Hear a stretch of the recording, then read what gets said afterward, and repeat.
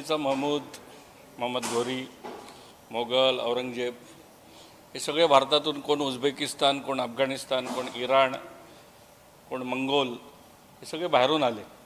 1 लाखभर लोक आले असतील, पण त्यांनी भारतावर राज्य केलं. कारण भारतामध्ये इथल्या फितुरांची मदत घेऊन त्यांनी राज्य केलं. जवळजवळ 500-600 वर्ष देश पूर्णपणे अंधकारमय होता आणि पहिला स्वातंत्र्य लढा या देशामध्ये छत्रपती शिवरायांनी सुरू केला आणि तो कोकण आणि 12 मावळमधून केला. त्यामुळे आम्हाला सगळ्यात जास्त अभिमान आहे. आणि मग देश स्वतंत्र झाला. मग अटकपासून कटकपर्यंत, तंजावरपासून काश्मीरपर्यंत आणि गुजरातपासून बंगालपर्यंत सगळीकडे मराठ्यांचं भगवं राज्य आलं.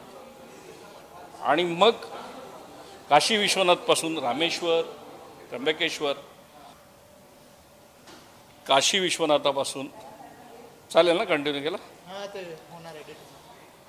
काशी विश्वनाथापासून रामेश्वर, त्र्यंबकेश्वर ही सगळी मंदिरं छत्रपती शिवरायांच्या शिलेदारांनी बांधली. अहिल्यादेवी होळकर, मराठी एक राणी, हिने शेकडो मंदिरं बांधली. जगन्नाथाचं मंदिर नागपूरकर भोसल्यांनी बांधलं, पेशव्यांनी मंदिरं बांधली, वेगवेगळ्या मराठा माजी शिंदेनी मंदिरं बांधली. त्यामुळे या देशाला खऱ्या अर्थाने स्वतंत्र करण्याचं काम हे महाराष्ट्राने केलं, हे मराठ्यांनी केलं. आणि त्यांची राजधानी कोकणात आहे, किल्ले रायगड. आणि म्हणून त्याच रायगडावर राज्याभिषेक दिन झाला होता. कोकणाला वेगळी दिशा देण्याचं काम याच राज्याभिषेक दिनाच्या निमित्ताने आम्ही संकल्प केला आहे. आम्ही सगळे प्रमुख कार्यकर्ते 2 दिवसापूर्वी रायगड किल्ल्यावर गेलो होतो. तिथे जगदीश्वराच्या मंदिरात आम्ही अभिषेक केला, महाराजांची पूजा केली. आम्ही मंदिरात अभिषेक केला आणि निसर्गाने वरून पाऊस दिला. निसर्गाने अभिषेक केला रायगडावर. 1 तास पूजा चालू होती, फक्त 1 तास पाऊस पडला, दिवसभर पाऊस पडला नाही. एक खूप शुभ संकेत या सगळ्याचा आहे. मित्रांनो, आज आम्ही 2 गोष्टी लॉन्च करतोय. महाराष्ट्रामध्ये आज जर आपण वर्तमानपत्र वाचली तर कोण कोणाला काय म्हटले, कोणी कोणाला शिव्या घातल्या, तू कसा वाईट आहेस, मी कसा चांगला आहे, हे कोणच सांगत नाही. आणि जो महाराष्ट्र जो पूर्ण भारतावर राज्य करत होता, जो महाराष्ट्र छत्रपती शिवरायांचा आहे, या महाराष्ट्रामधली आजची जी परिस्थिती आहे ही जर बदलायची असेल तर सर्व मराठी तरुणांनी एकत्र आलं पाहिजे. आणि मराठी तरुणांनी एकत्र येऊन आपला महाराष्ट्र जर 5 कोटीचा कोरियन भाषेत महासत्ता आहे, जर 8 कोटीचा जर्मन भाषेत महासत्ता आहे, तर आपल्याला इंग्रजी आणि हिंदीची आवश्यकता नाही. मराठी भाषेत जी राज्यकर्त्यांची भाषा आहे, जी छत्रपती शिवरायांची भाषा आहे, या मराठी भाषेच्या जोरावर आपला महाराष्ट्र हा जगामधली महासत्ता कसा होईल असं स्वप्न पाहणारा हा संकल्प आहे. आणि याची सुरुवात आम्ही कोकणातून करतो. गेली 25 वर्षे मी कोकणात काम करतोय. कोकणात काम करताना उर्वरित महाराष्ट्रात सुद्धा हे काम व्हावं.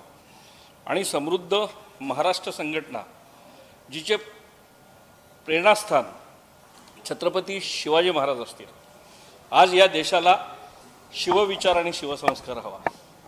स्वराज्य महाराजांनी दिलं, पण सुराज्य आहे का? सुराज्य देण्याचं काम सुद्धा महाराष्ट्रच करेल. आणि त्याकरता महाराष्ट्रातल्या सामाजिक कार्यकर्त्यांना, कर्तृत्ववान तरुणांना, सगळ्यांना एकत्र आलं पाहिजे. आणि याकरता समृद्ध महाराष्ट्र संघटना आपण स्थापन करतोय. आणि राजकारणातून पैसे कमवणे, भ्रष्टाचारातून पैसे कमवणे यापेक्षा मराठी तरुणांनी उद्योगातून पैसे कमवले. महाराजांनी आणि मग संभाजी महाराजांनी, संताजी, धनाजी, बाजीराव पेशवा यांनी तलवारीच्या जीवावरती देश जिंकला. आज तलवारीची गरज नाही, आज तराजूच्या जीवावर, व्यवसायाच्या जीवावरती आपल्याला देश जिंकला पाहिजे. आणि म्हणून मराठी तरुणांना एक उद्योजकता चळवळ आणि त्यांना जो सरकारी यंत्रणांकडून त्रास होतोय, पॉलिसीज नाहीत, परमिशन मिळत नाहीत, या सगळ्यावरती एका बाजूला रचनात्मक काम आणि दुसऱ्या बाजूला संघर्ष, हे आम्ही करण्याचं ठरवलं आहे. आणि आज आम्ही प्रमुख कार्यकर्ते निर्णय घेतोय, जर आमचा कोकणातला हायवे बनायला 16 वर्ष लागत असतील, जर आमच्या पर्यटनासाठी एकही योजना नसेल, जर त्या ठिकाणी कोकणातल्या पर्यटन स्थळांवरती साधं एक टॉयलेट बांधलं जात नसेल, आज 35% कोकणाचं उत्पन्न आहे, पण कोकणातल्या टुरिझमसाठी निधी नाही, कोकणातल्या फिशरीजसाठी निधी नाही, कोकणातल्या आंबेवाल्यांसाठी निधी, ही परिस्थिती बदलायला हवी. आणि म्हणून आम्ही हा कोकणातल्या जनतेला निर्णय घ्यायला सांगतोय की खूप झालं, 75 वर्ष झाली, लग्न, बारशी, पूजा, पाकाड्या, साकव, कोकण डेव्हलप नाही झालं, कोकणातली गावं रिकामी झाली. आणि म्हणून कोकण जर डेव्हलप व्हायचं असेल तर आंबेवाल्यांकडे लक्ष दिलं पाहिजे, पर्यटनकडे लक्ष दिलं पाहिजे, मच्छीमारांकडे लक्ष दिलं पाहिजे. आणि त्याकडे लक्ष द्यायला कोणालाच वेळ नाही. आणि म्हणून आम्ही कोकणातल्या जनतेला आवाहन करतो आहे की विधानसभेमध्ये एक शेतकऱ्यांचा आमदार पाहिजे, एक मच्छीमारांचा आमदार पाहिजे आणि एक पर्यटनवाल्यांचा आमदार.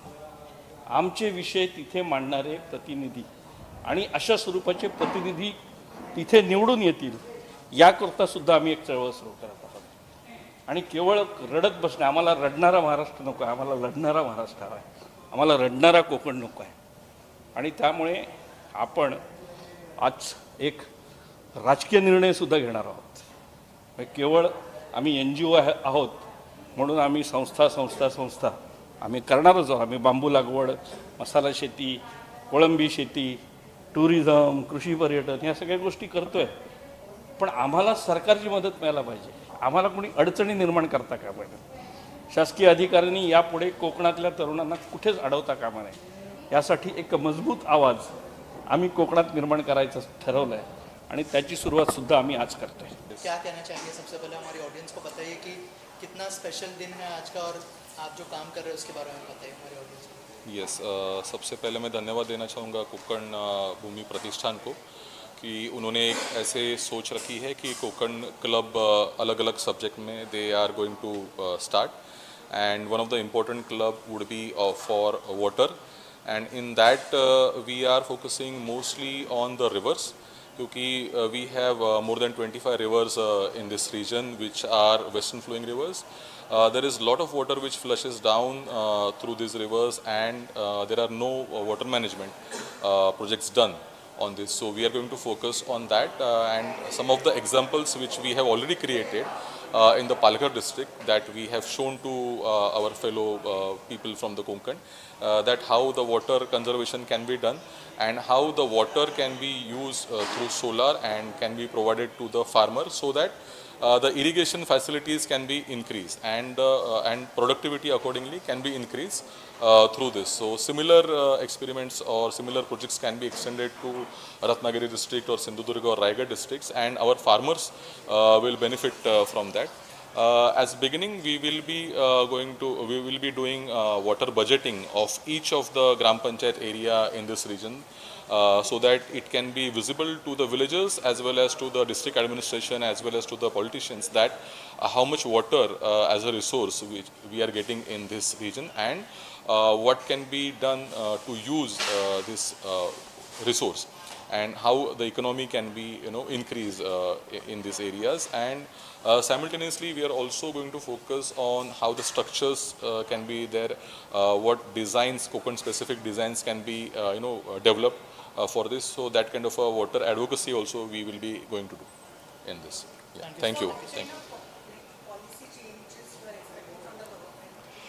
Definitely the first policy change that we are looking at, that the structures or the check dams which are constructed in this region are designed in some other area, so that is not fitting and that is not serving the purpose. Therefore we have developed the gated check dams, and also simultaneously the stream water management structures which we have also developed, and that can be easily used through MREGS or NREGS scheme, and it can be beneficial to the farmers or to addressing the water scarcity of this region. So we are going to focus firstly on the structures and how we can do the water management of streams through this Konkan Bhumi project. Important है कि वो मतलब global level पर उसको promote KIA जाए और मतलब at least recognise KIA जाए उस business को. अतिशय सुंदर प्रश्न आहे. 720 किलोमीटरचा आपला किनारपट्टी आहे.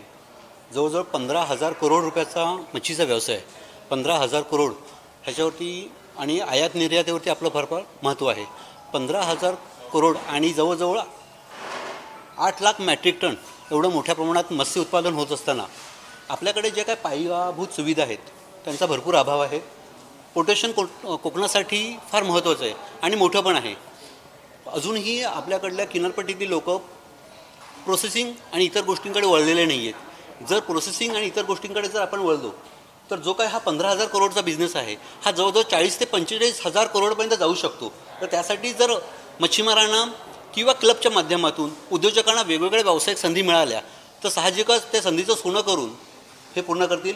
मत्स्यसंपदा प्रधानमंत्री मत्स्यसंपदा योजना अतिशय माननीय मोदी साहेबांची आहे, पण ती योजना महाराष्ट्रासाठी किती लाभदायी आहे ह्याचा विचार करावा. त्याच्यामध्ये अनेक त्रुटी आहेत, त्या त्रुटींचा विचार करणे गरजेचं आहे. मच्छीमारांना छोटे छोटे जे काही प्रॉब्लेम्स आहेत ते जर सॉल्व्ह झाले तर साहजिकच हे उत्पन्न आपल्याला वाढवता येईल. धन्यवाद.